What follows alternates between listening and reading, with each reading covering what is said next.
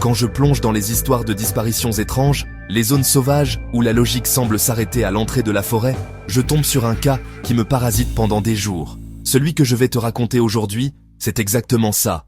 Un mélange de mystère, de peur sourde et d'un truc qui cloche profondément, mais qu'aucun rapport officiel n'ose nommer. Avant de rentrer dans les détails, si t'es fan de ce genre d'histoires étranges, sombres et mystérieuses, racontées comme un film que tu vis en direct, alors t'es au bon endroit. Ici on fait que ça. Et si ça te plaît, oublie pas de liker. Allez, on y va. Notre histoire commence en 2012, dans le nord de l'État de New York, dans un parc naturel gigantesque. Au milieu de ce parc, il y a un lac, difficile d'accès, que tu ne trouves pas sur les cartes classiques. Les Rangers l'appellent le lac du singe blanc. Le surnom traîne depuis les années 70 à cause d'un incident bizarre. Un soir de 1973, plusieurs Rangers disent avoir observé, sur la rive du lac, une silhouette blanchâtre, humanoïde, mais couverte de poils, qui les aurait fixés quelques secondes avant de disparaître entre les arbres. Depuis, plus rien. Juste une légende locale, que les nouveaux Rangers prennent plus comme un hazing que comme un vrai dossier, jusqu'en 2012. C'est cette année-là que Thomas, 29 ans, passionné de vidéo nature, et sa sœur Emily, 27 ans, randonneuse expérimentée, décident de faire un road trip de 5 jours dans la région. Leur père leur parlait de ce lac quand ils étaient gamins, une sorte de défi sentimental. Le 14 septembre, ils gardent leur voiture sur un petit parking de terre battue, prennent un sac chacun, laissent les téléphones dans le coffre. Mauvaise idée, mais c'est leur délire de déconnexion totale, et s'enfoncent dans les sentiers. Ils prévoient d'arriver au lac avant la nuit. On ne les reverra jamais vivants. Le lendemain matin, un randonneur trouve leur voiture.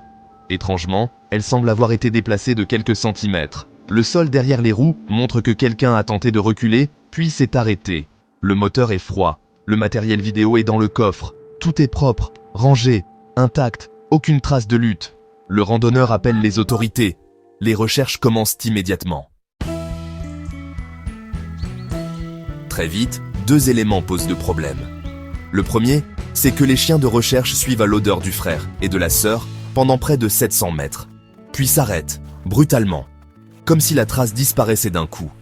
Les chiens tournent en rond, reviennent au même point, cherchant encore, et finissent par s'asseoir. C'est extrêmement rare.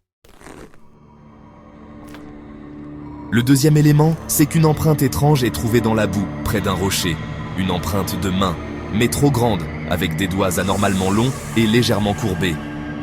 Le rapport officiel dit que le sol a probablement été déformé par un animal. Officieusement, ça fait frissonner tout le monde.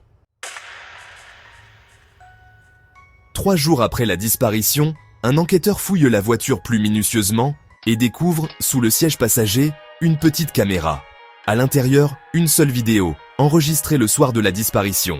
Cette vidéo n'a jamais été rendue publique, mais les extraits décrits dans les documents internes donnent une idée glaciale de ce qui s'est passé.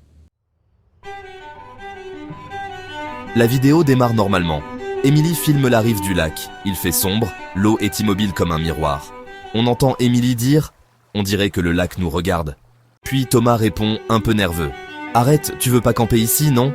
L'ambiance est tranquille, presque trop calme. Mais, tout à coup, un bruit surgit derrière eux. Un souffle, fort, vraiment fort, comme si un animal approchait trop vite, trop près. Thomas tourne la caméra vers la forêt. Il n'y a rien, absolument rien. Et puis, le vent se lève d'un coup, puis s'arrête, aussi vite qu'il a commencé.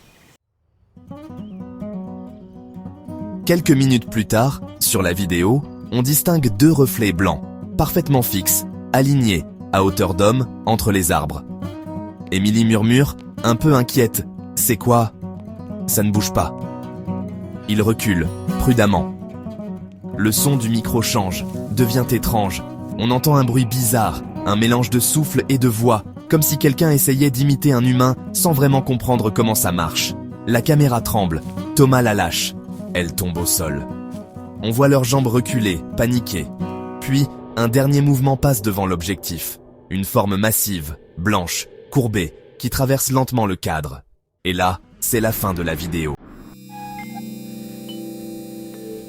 Pendant 11 jours, les équipes ne trouvent rien. Pas un morceau de tissu, pas une seule empreinte.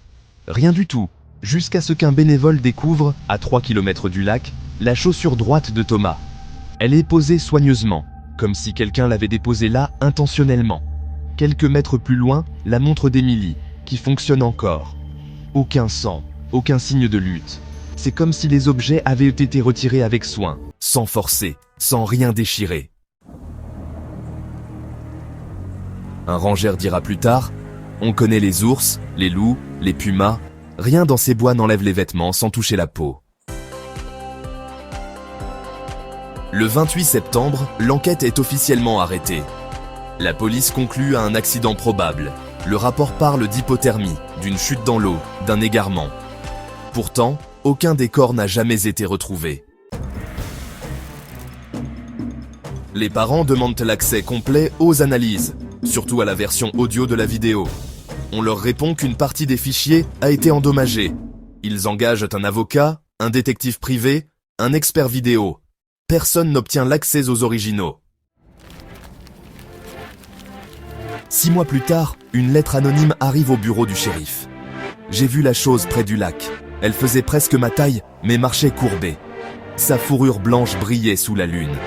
Quand elle m'a repéré, elle n'a pas attaqué. Elle est partie en portant quelque chose sur son épaule. Ce lac ne devrait plus être ouvert au public. La lettre se termine par « Ce lac ne devrait plus être ouvert au public ». Aucune signature, aucune empreinte. La police n'a jamais admis officiellement que cette lettre existe. Aujourd'hui encore, le lac du Singe Blanc est accessible, peu fréquenté. Les rangers n'aiment pas patrouiller là-bas après le coucher du soleil. Certains demandent des mutations, d'autres refusent d'en parler. Aucune autre disparition n'a été enregistrée depuis 2012, mais personne n'a pu expliquer ce qui est arrivé à Thomas et Émilie. Pourquoi la trace des chiens s'arrête brusquement? Pourquoi des objets ont été retrouvés parfaitement posés, comme déposés à la main? Pourquoi la vidéo semble capturer quelque chose qui n'existe dans aucun fichier, aucun rapport, aucune base de données sur les animaux du continent?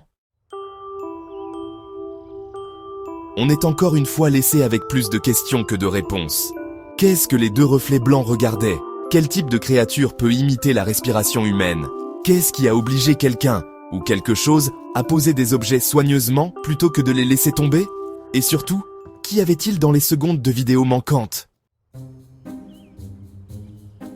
Si t'as kiffé l'histoire, fais ami avec le like, abonne-toi pour la suite, et prépare-toi, parce que ce n'est que le début.